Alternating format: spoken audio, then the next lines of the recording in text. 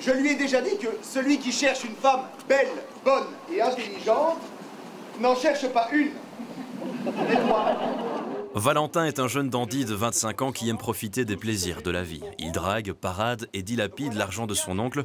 Ce dernier en a assez de payer les dettes de son neveu, échafaud d'un plan, et jure de le déshériter s'il décide de ne pas coopérer.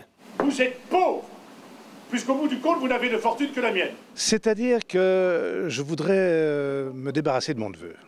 Parce qu'il est jeune, il est fainéant, il est un peu oisif, il prend beaucoup d'argent et je voudrais un peu le marier. Donc, non, on s'entend bien, parce que j'ai été un peu le neveu quand j'étais jeune. On était un peu la même chose. Donc, je le comprends et je voudrais le marier, simplement, mais il pose des problèmes. Une voiture vient de verser devant la grille du château. On amène au château un jeune homme qui semble privé de sentiments. Ah mon Dieu! Valentin finit par céder aux menaces de son oncle sans pour autant accepter directement le mariage. Il décide de conquérir sa promise en se faisant passer pour un étranger.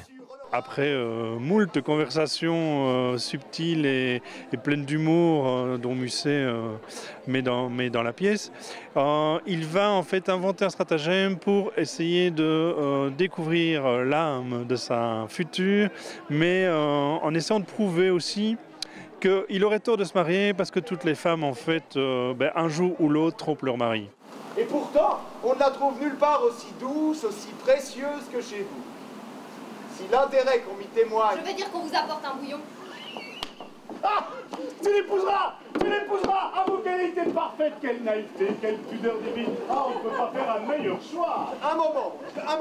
La pièce se distingue avec de longs dialogues teintés d'humour et un langage particulièrement fleuri. C'est d'ailleurs ce qui ressort des critiques. J'ai apprécié le texte, le français, ça c'était extraordinaire. C'est mon ressenti. J'ai apprécié, mais j'appréciais plus les autres années parce que c'était plus du vaudeville. Et donc on rigolait plus, on vient un peu pour rire.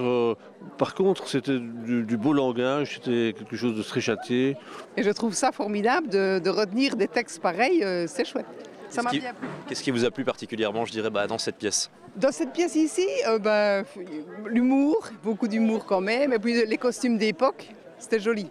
Je n'ai fait que boire, fumer et jouer depuis que j'ai mes dents de sagesse. Les acteurs du Théâtre Royal des Galeries reviendront en Gaume ces prochains jours pour rejouer cette pièce à Gomery, Orval et Gérouville.